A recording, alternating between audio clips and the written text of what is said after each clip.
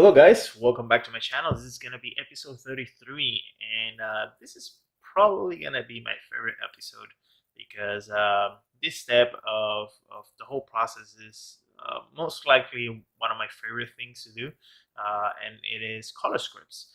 And color scripts are very important um, in the animation or just in the entertainment industry as a whole, because I kind of see like the actual script, like when we receive a script, which is pretty much the first thing that we do is read the script of the episode or the content that we're working on. We use that as a base reference to kind of design everything that is going to be in the show, and the writer pretty much gives us all that information, or whatever information we need just to kind of start designing and make the visuals out of the script.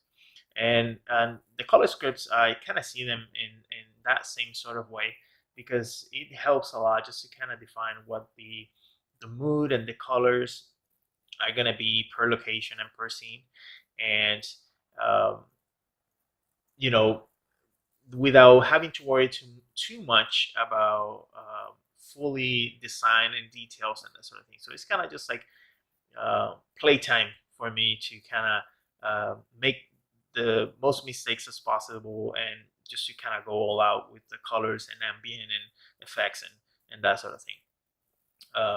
And here you can see just a simple, very 10 panel color script that I did for the sequence that I show on the very first episode. And here I just wanted to kind of define what the two, like I mentioned before, what the two color schemes were going to be for these two different locations, which is kind of like the same location but just in two different areas. We have the outside area, which is the first three panels here that you're going to see, and then the underground area, which is going to be the rest of the panels. Now in here, usually, like when I work in Castlevania, usually we have the actual characters in here, but since I didn't have like a really defined character and I really didn't want to dive in too much into that, I opt out in most of the panel just to kind of leave the character out, because I wanted to concentrate on the backgrounds. But usually there's the character in there just to kind of see how the character or characters interact with the backgrounds in terms of like the colors and the lighting and all of that. And so in here, I'm actually using the almost final model that I built up for these locations, and just gonna go through them here. And I'm not gonna show you the model yet. I'm gonna show you that on the next episode when we actually start working on these backgrounds. And having the 3D model helps so much because I can play with the lighting there and just kind of establish that over there, and I can get the initial colors going from the 3D render. And the reason I do this because if I have, let's say, 5 shots or 3 shots like in here on this outside part, the lighting is going to be consistent through all my shots if I just have it like that in the 3D render. If I don't, then I have a high risk to have some inconsistencies with lighting and the setup and all that. So that's something that I want to try to avoid, and the 3D helps a lot with that. And so so this is the first 3 shots of the animatic. I have the establishing shot here first, just to kind of establish the whole place as a whole, and then just some close-ups and high camera shots and that sort of thing. And this is the other establishing shot for this underground part. And as you can see, like if I really zoom in into this, these are very rough in terms of like the colors and all that. And I'm not really worried about that too much because what I want to get from these color scripts is the mood and the lighting and the colors that are going to be in the final background. There's a lot of stuff that don't make sense, like upside down signs, and there's like photobash people in there and that sort of thing.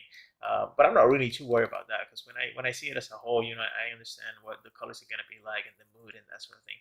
And I'm going to be using these to transfer that feeling and that mood into the final concept or final background.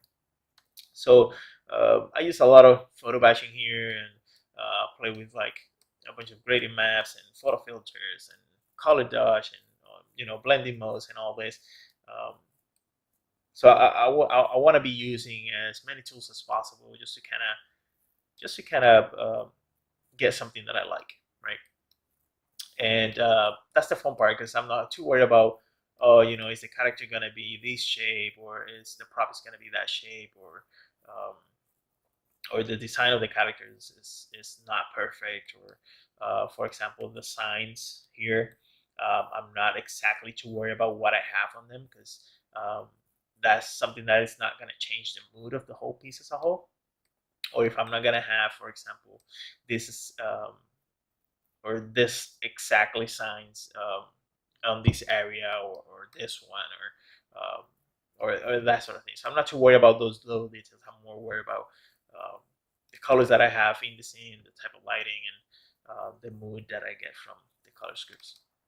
Now, usually we don't have a lot of time to make these, so which is why they are pretty rough.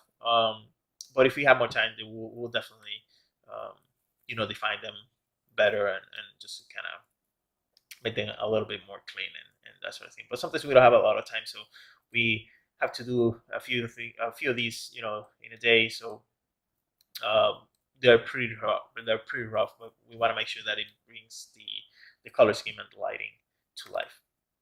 All right, so the timelines that you're gonna see now is just to kind of I'll be grabbing whatever renders I got from the 3D model into Photoshop, and just to kind of play around with the lighting. And I had an idea already of what the lighting was gonna be like, so it was pretty easy to find the reference, and just to kind of dive into the color scheme that I wanted, because I already had an idea. But sometimes we don't, and so there's a lot more of the exploration of the colors in the beginning stages. But for this case, I already knew the lighting and colors that I wanted, so I just went straight on into making those happen. All right, so the timeline is going to start in a few seconds here, and if you have any questions about this process, feel free to let me know in the comment section below, and I hope you enjoy it, and I'll see you guys on the next one. Thank you for watching.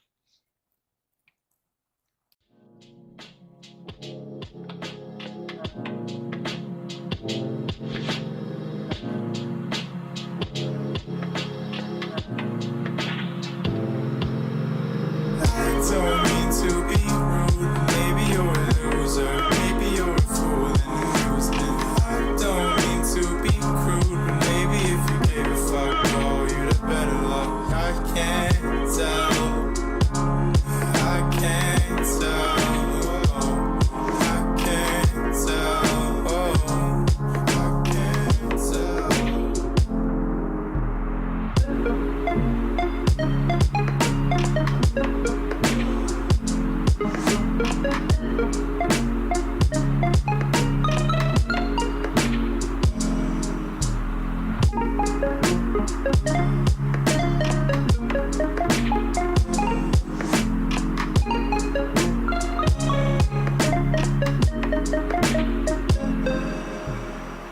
Listen, leave me alone, girl. I will last on my own.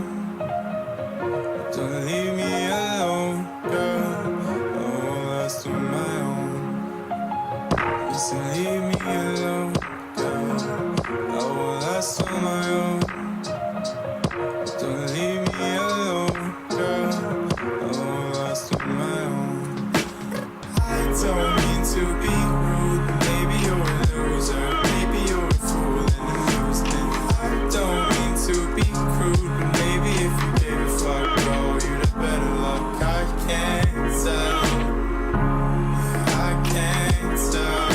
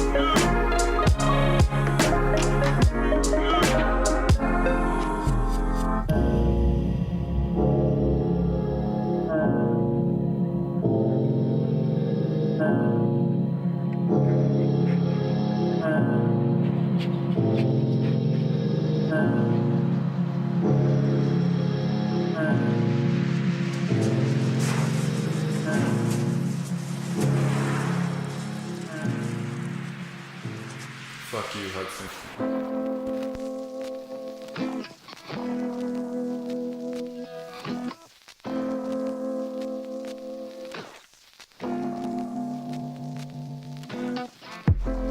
you really blame me for needing to see you go? This is too much, I know. This is too much, I know. Can you really blame me for needing to see you go?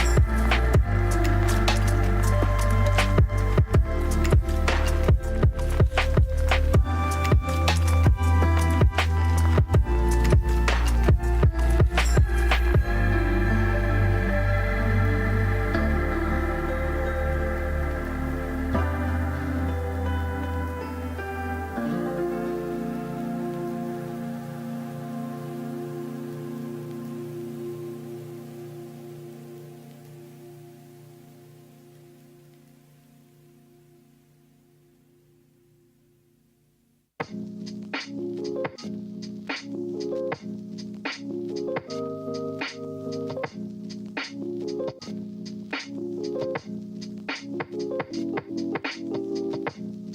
you live for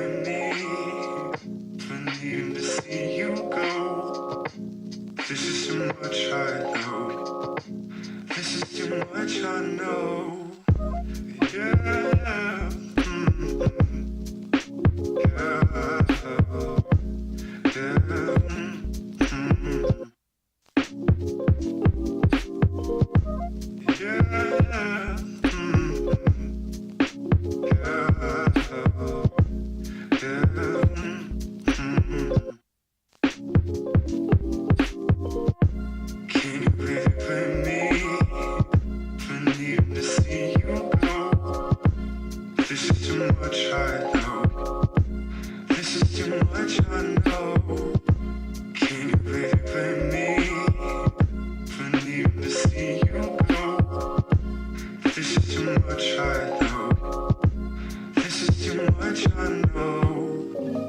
This is hard for you, and I know it hurts. When someone leaves you, it almost feels like it's too much to handle. But you'll make it in time.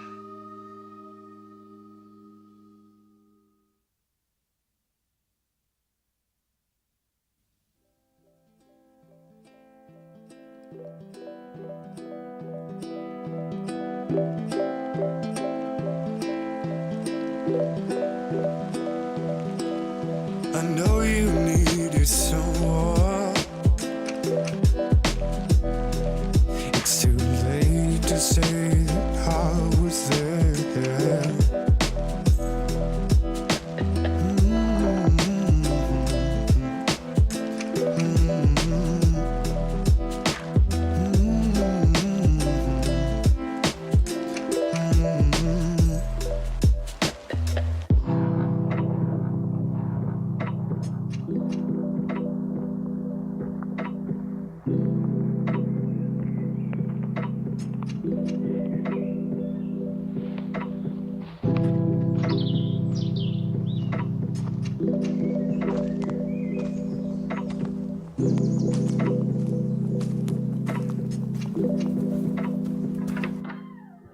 I know you need